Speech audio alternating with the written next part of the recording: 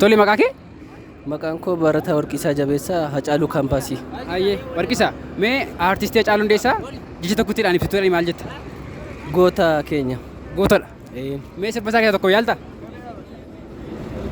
Kanan ga'abbu kan si dinquu awwaalamaan abjuun ta'ee kanan ga'abbu kan si dinquu biifum tokko meeqaan du'ee gaarummaa kee kanatu hammeenna kee kanatu egaa yoomi fanaaf ta'a bifa tokkoon qofa maalaan ani meeqa siif du'a bifa tokkoon qofa wayyoo ani meeqa siif du'a osoo naaf milkaa'ee anfira koo kiisee ifama isaanii argadhe osoon sirraa gargar ba'ee osoo naaf milkaa'ee si wajjin jiraachuun natti hafe osoo. Galatoomi.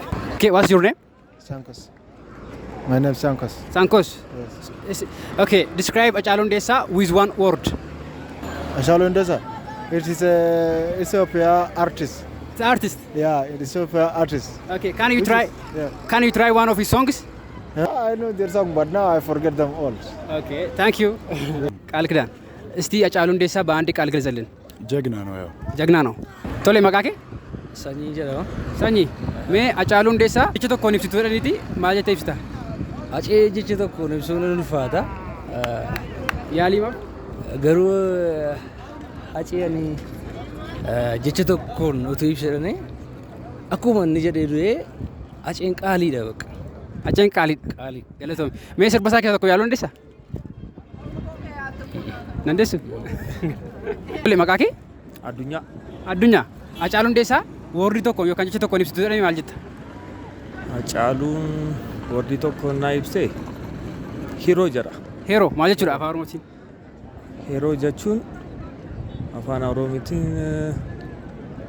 Goota. goota. Mee sirba isaa keessaa tokko sirbuu dandeessaa? Ifama isaan kun hin danda'u. Galatoomi.